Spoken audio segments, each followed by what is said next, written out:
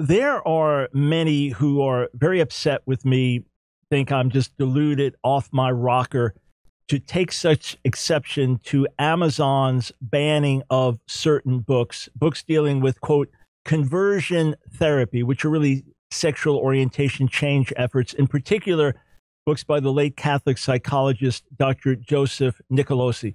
I wrote about that earlier in the week, and the title of my article was, Will Amazon ban the Bible next? Will Amazon ban the Bible next? Now, on the one hand, I don't literally expect Amazon to ban the Bible. On the other hand, I fully expect them to ban biblically related material, and who knows where it will ultimately go. Hence, my question to underscore this. A conservative journalist and author, Rod Dreher, tweeted this out as well. He wanted people to understand exactly what the issues were. And this is what he tweeted. You can buy books by Hitler, Mao, Lenin, Marx, Goebbels, and David Duke on Amazon.com, but not by Catholic shrink Joseph Nicolosi, who offends gay activists. Ominous sign for free speech, debate, and inquiry in age of woke capitalism. So, yeah, I have been taken to task for warning about this by numerous websites. Here are just a few links that were sent to me of folks taking me to task. I'm an extremist. I'm crazy for saying, where's Amazon going to go with this next? For example, on Queerty.com, Christian extremists fear for their Bibles after Amazon bans books on ex-gay therapy. So we're crazy to even sound the alarm. We're crazy even to raise an issue. We're crazy even to say there's going to be any kind of problem or this is going to go even further or what Amazon's doing is really bad at all. It's just the Christian extremist crazy. Here from the Friendly Atheist website, Deluded Writer. That's me. I'm the Deluded Writer. Deluded Writer. And what's the Deluded Writer saying? Amazon banned conversion therapy books. Will the Bible be next? How ridiculous, how crazy, how idiotic can I possibly be? Obviously, I was making a rhetorical point. But in my article, I said there's no hyperbole. The reason being that we see the direction in which this is going. Here's another attack. This is a blog from the Freethinker. Amazon pulls gay cure quacks books. Will the Bible be next? Mocking me. And let me read to you directly what this fellow says.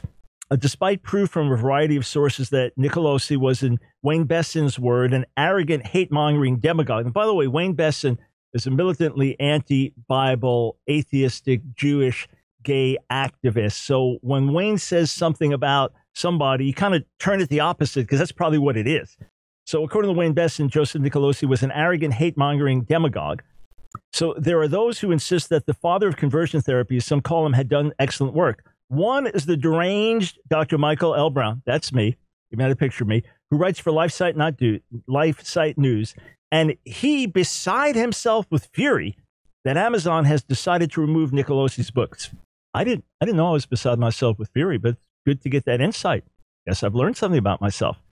This Jew for Jesus freak said of the removal. Then he goes on. I didn't know who the fellow was writing this article, but I clicked on his name and found out about Barry Duke. Barry Duke began to comprehend the despicable nature of Christianity when he was in his preteens. So he's a few years older than me, born in 47. I'm born in 55. So these are some of the folks mocking our position, saying we're crazy, we're deluded. You know, I remember about 15 years ago, close to that, when I began saying those who came out of the closet fighting for what in their view was equality, intolerance, and acceptance, those who came out of the closet wanted to put us in the closet. And I was mocked. No one wants to put you in the closet. Crazy? No, who would do that? And then a few years later, the tone changed, and I began to hear, well, bigots like you belong in the closet. And then we heard, no.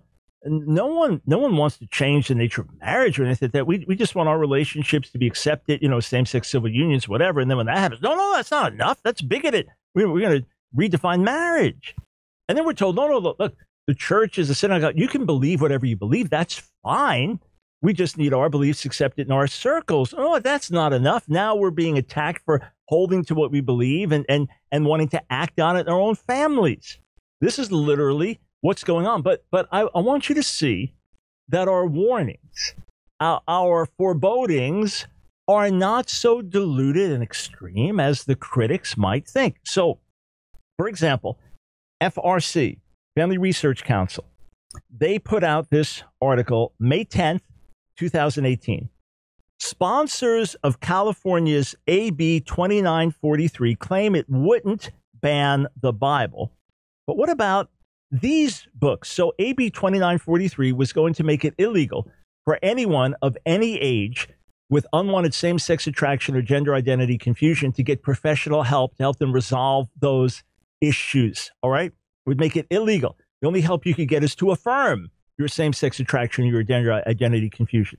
And the bill almost was passed. Okay. It was withdrawn pretty much last minute, but otherwise it would have gone through. So I wrote about this.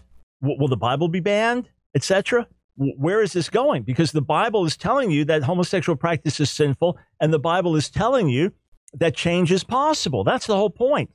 If a professional psychologist that helps people with unwanted same-sex attraction is going to have his books banned on Amazon, what about my book, Can You Be Gay and Christian?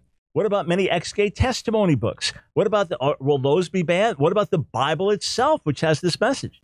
So FRC, and I want to put up the picture for those that are watching. FRC said, okay, maybe the Bible won't be banned, maybe, but what about these books? So here you have books like Preventing Homosexuality. All right, you have a couple of books authored by Joseph Nicolosi right there in the picture, May 10th, 2018, asking under AB 2943, will books like this be banned? Because it would have been illegal, say, for a pastor to tell someone coming for professional counseling, here, I recommend this book, go to our church bookstore and buy it. Well, what about the Bible, which undergirds these very truths that change is possible? Nobody's going to ban it. Well, Amazon just banned it and people are celebrating. Let's go a little bit further. Maybe you've been following what's happened over in Australia, New Zealand, with famous rugby star Israel Folau. If I mispronounced his name, my apologies. Outspoken Christian, and he posted, Instagram, tweeted out his message saying that drunkards, adulterers, homosexuals go to hell. So he gets fired for doing that. He gets fired, loses his contract for doing that. He said, all I'm doing is quoting the Bible. What about freedom of speech? So now, Rugby Australia, this is now being admitted. Rugby Australia assigns staffers to monitor Israel Folau's social media for problematic Bible verses. They are now admitting that they assigned staffers to look for this. What about freedom of speech? What about freedom of religion? Isn't that on some level sacrosanct in Australia? Who says an athlete can't post his sincerely held religious beliefs that have been held to and believed by church and synagogue for 2 millennia? Who says he can't do that? Based on what? Oh, no. But it's even worse than that. Look at this. Look at this admission. Also just released. Rugby Australia says Bible itself is the problem in a stunning omission about Israel Folau's firing. And then it goes on to say this. The chief executive officer of Rugby Australia has revealed the sporting organization's fierce anti-Christian bias by suggesting that she would have terminated star play Israel Folau's playing contract if he had, quote, photocopied Bible passages and posted them to his social media. There you have it. He would have been fired for simply quoting a Bible passage that was felt to be offensive. The ultimate battle that the gay activists and others have is not with Dr. Nicolosi, is not with those who've come out of homosexuality, either by God's supernatural deliverance or through counseling and help. No, the ultimate battle is with the Bible that says that God made male and female, that the relationships that he blesses are heterosexual relationships, that homosexual practice is contrary to his order, that there is a better way, and that through Jesus there can be freedom from homosexual practice and even potentially change of desires on the inside. Hence, all the mockery that we're getting. Oh, yeah, you're crazy, deluded. All we're doing is sounding the alarm in a reasoned way. And we have good reason. We told you this was coming. People mocked us when it came. Now that it's here, people are celebrating the current stance, the banning of books, and mocking us for giving further warning. You have been forewarned.